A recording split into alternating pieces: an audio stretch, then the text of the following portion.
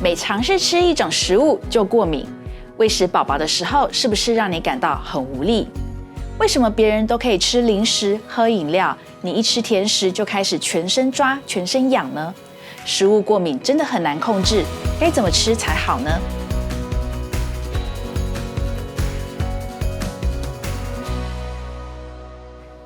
？Hello， 大家好，这里是 Scholar 的过敏照护频道，我是 Scholar， 欢迎收看今天的节目。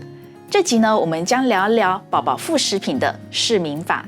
去年10月有个新闻，有妈妈控诉1岁的女儿从托婴中心返家后，全身开始有过敏反应。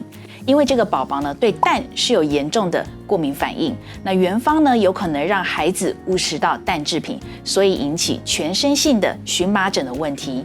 那今天呢，我们就要来跟大家聊聊食物过敏这件事。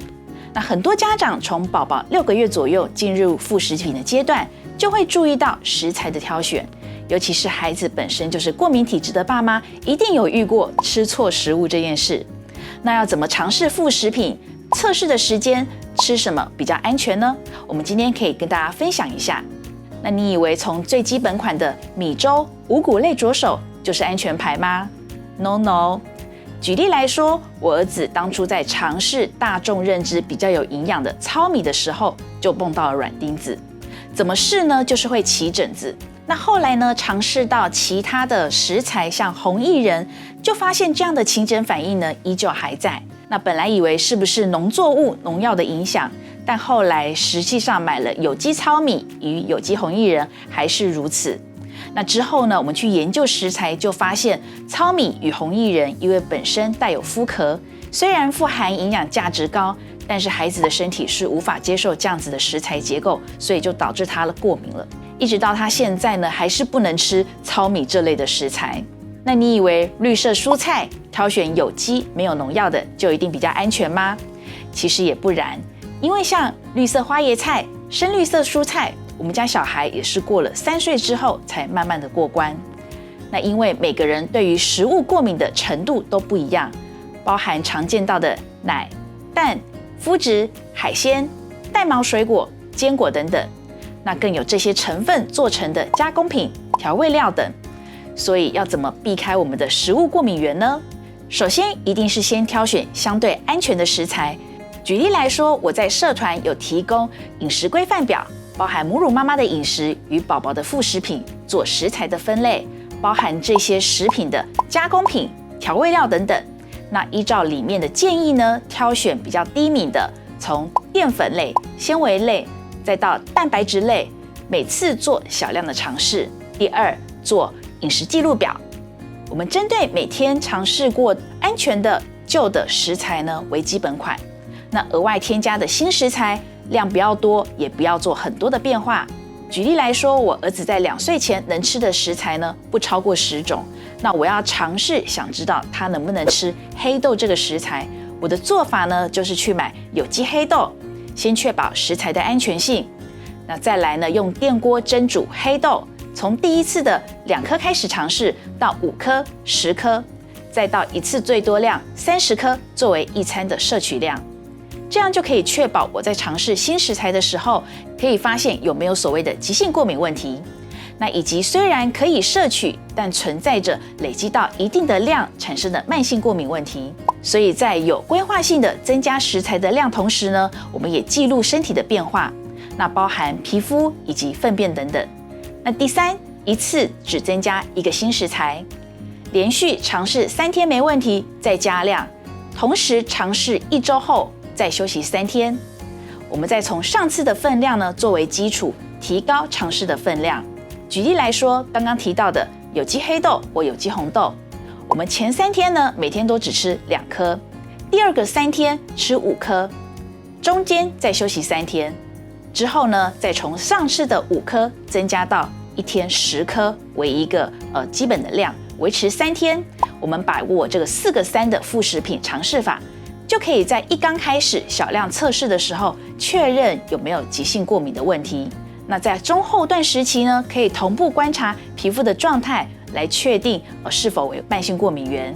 如果这个方法都过关了呢，就可以把黑豆归类在安全的食材范畴中。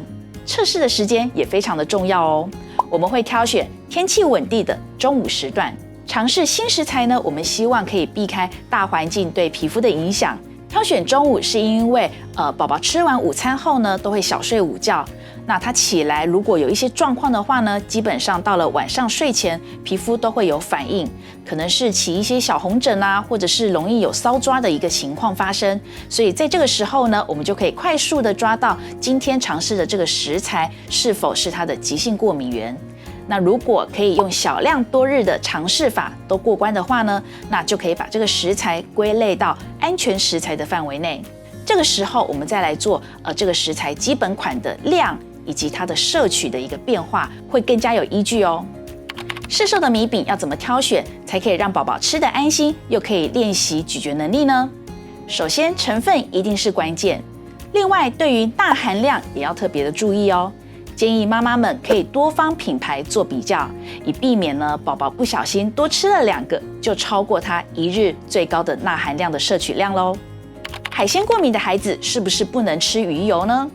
我们要知道，挑选品质好、单一成分的鱼油呢，才是首要的重点。那另外，对于海鲜过敏，其实是对于海鲜的蛋白质有过敏的反应。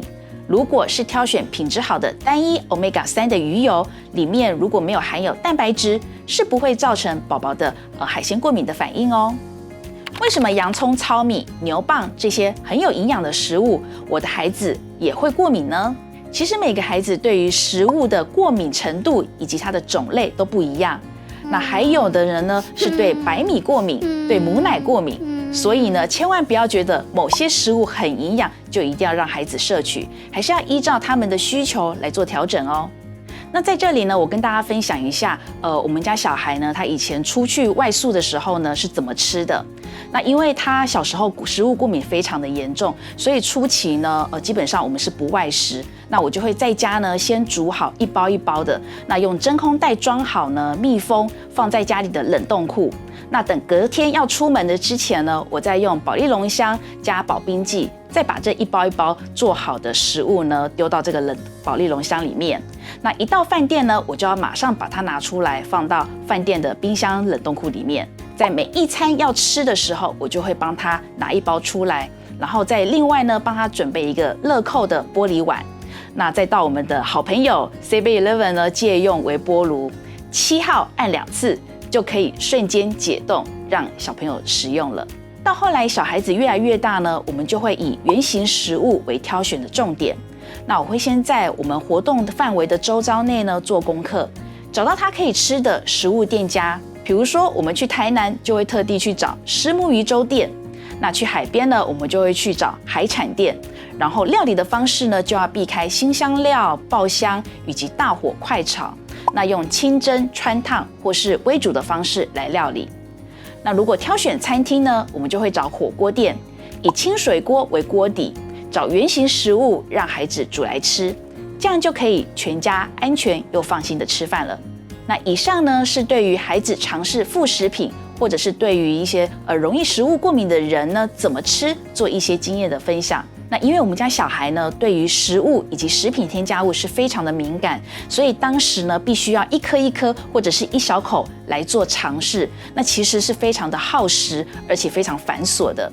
那如果你家的宝宝呢，也是跟我们家一样，算是高敏感、容易荨麻疹，或者是容易全身起疹，甚至已经是到中度、重度的一个皮肤过敏的体质呢，那建议在做副食品、新食材的尝试呢，也要更为谨慎哦。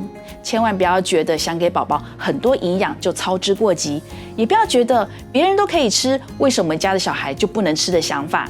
其实还是要以孩子的身体真的做准备好了，我们再来做尝试是相对安全的。那以上这一集呢，是教大家过敏儿释敏法的经验以及法则。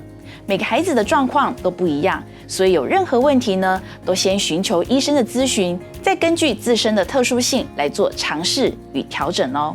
若有其他还想知道如何照顾敏感性、易敏性肌肤的问题，也欢迎留言告诉我们。最后也请大家订阅、按赞、开启小铃铛，我们下次再见喽。